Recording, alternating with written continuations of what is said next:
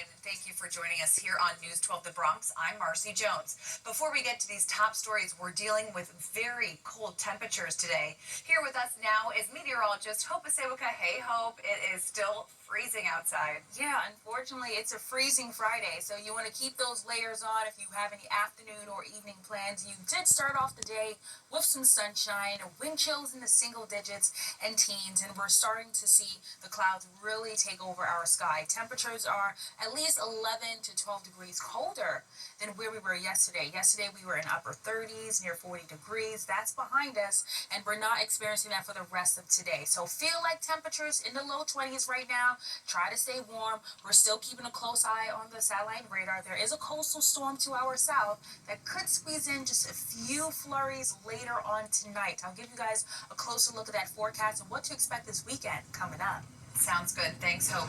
And with the bitter cold lingering throughout the day, many are braving the frigid temps by doing all they can to stay warm. News 12's Brittany Cadet joins us from Pelham Parkway, where Bronxites tell us they're packing on the layers and getting creative.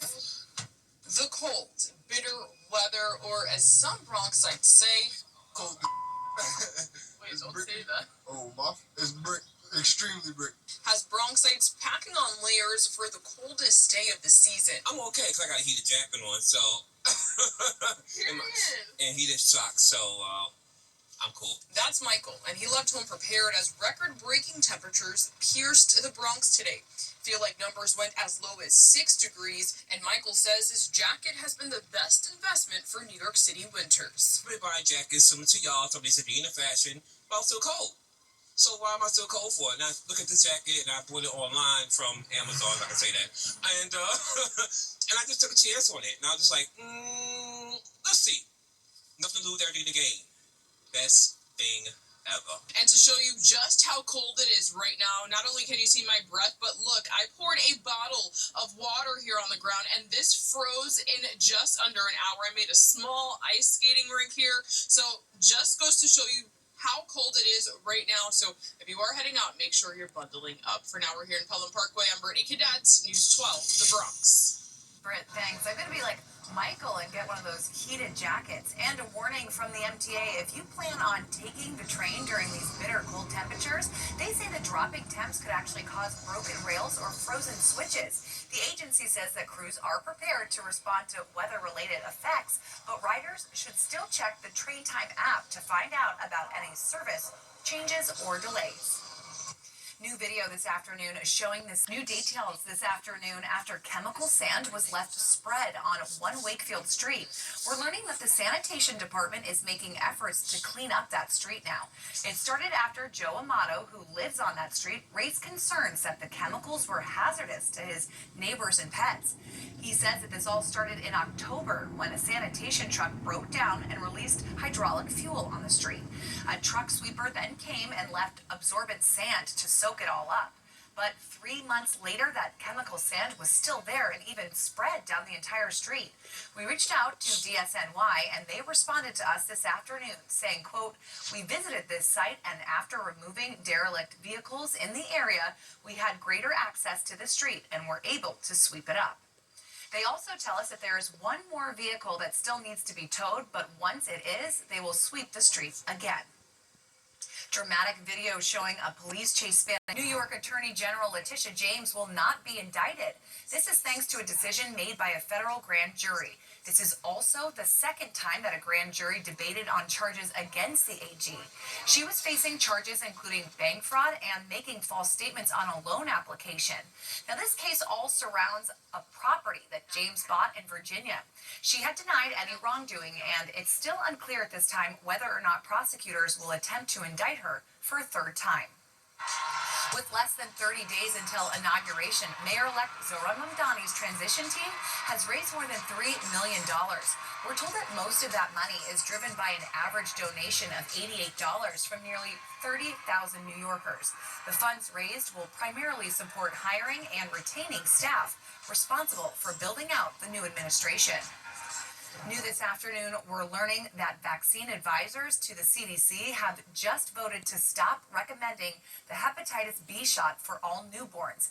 Instead, they're pushing the decision onto parents. For babies that don't receive the vaccine at birth, the panel is recommending waiting until babies are at least 2 months old to get the shot. The vote was 8-3.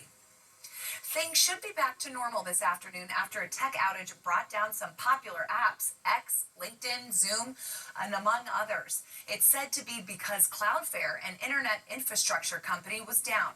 They're looking into what exactly caused it, and just last month, we saw a similar outage with them, where it impacted the MTA's website and app as well.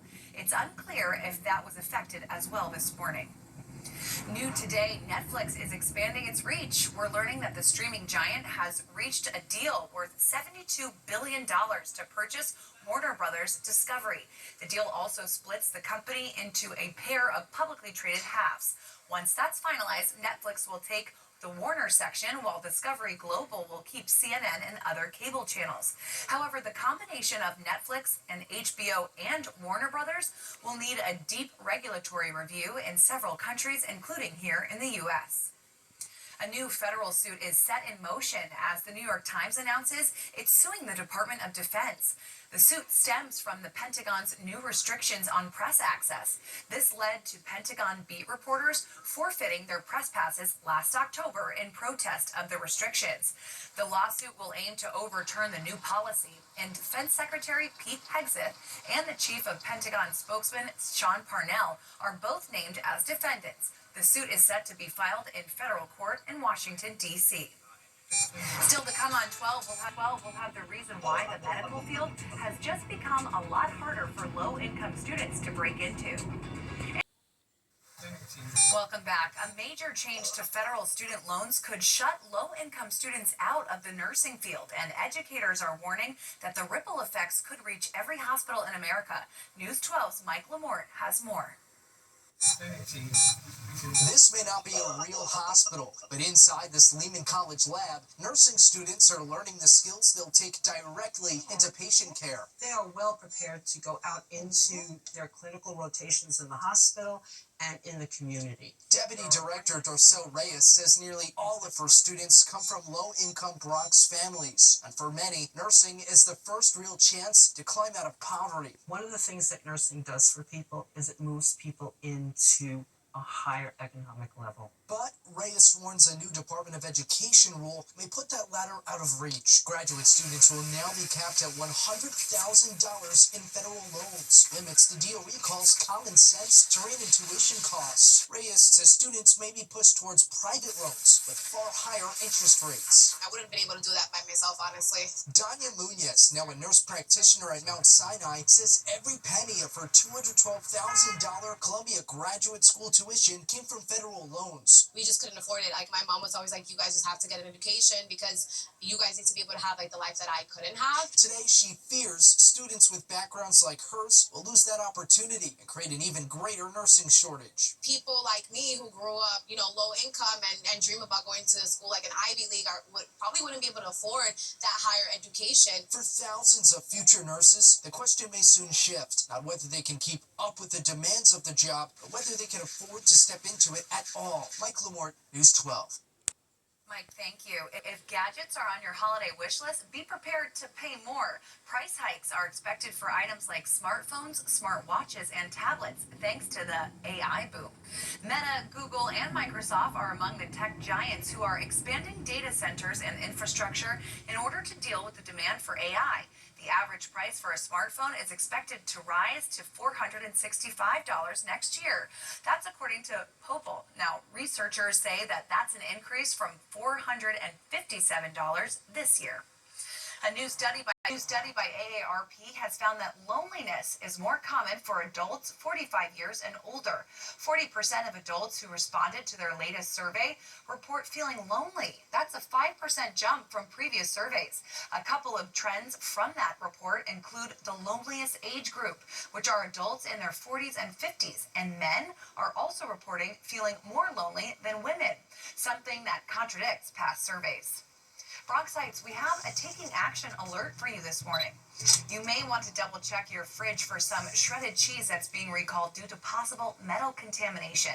The FDA said that the various shredded cheeses were recalled by Great Lakes Cheese Company. The cheese products were sold under private store labels, so think of retailers including Target, Walmart, and Aldi. The recall includes various cheeses such as mozzarella, Italian style, and pizza style.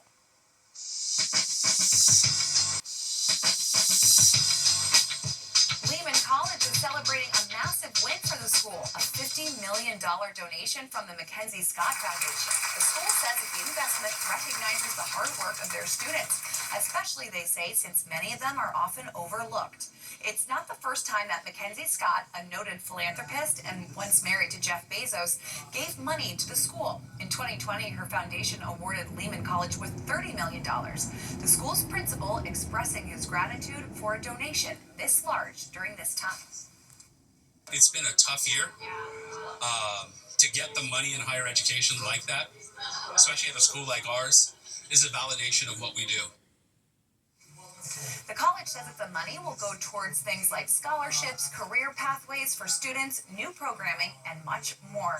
That is so cool. We've got meteorologist Hope Aseoka in here with us now. Hey, Hope. Hey! I'm so happy that we're indoors and not outside. I know, but sooner or later, we're going to have to get out there. I'm dreading it. We just got to think warm thoughts. Exactly. Yeah, and do a little countdown. Woohoo! So we are looking forward to some holidays, and also winter is literally right around the corner. We are a little over 2 weeks away, Sunday, December 21st at 10:03 a.m., but we already got a little taste of winter this morning, where you woke up to wind chills in the teens and single digits. But Christmas, 20 days away, time to start doing some holiday shopping if you haven't already.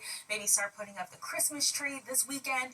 It is on Thursday, December 25th, and New Year's Eve, 27 days, Wednesday, December 31st. So a lot of things we can look forward to. Not so much this brutal cold that we're still dealing with over the next couple of hours. So your evening commute, 6 p.m., 32 degrees, will feel like the upper 20s over parts of the borough. Feels like 29 in Parkchester. Doesn't feel any better in Bronx Neck or Soundview. And the clouds still blanketing our sky. That is going to take us through the overnight, where we can even run into a few flurries, maybe some freezing drizzle that can bring some isolated icy spots over parts of the borough and even over parts of the city as well. So you want to keep that in mind overnight tonight into early tomorrow morning.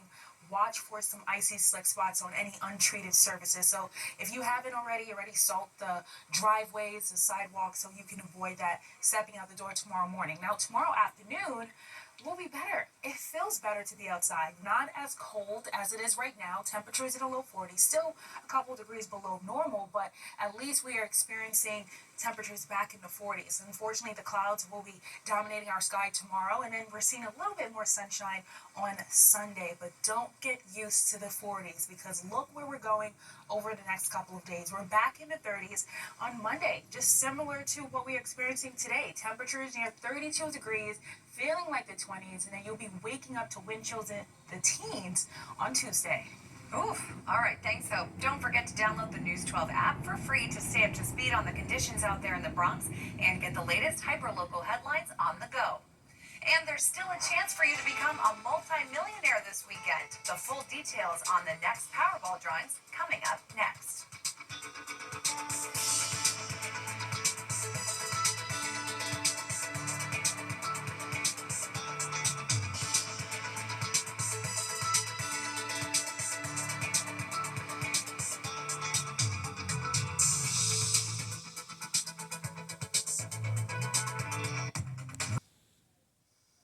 Welcome back. As we're in the midst of the holiday season, lots of tree lighting ceremonies are happening in our Bronx neighborhoods.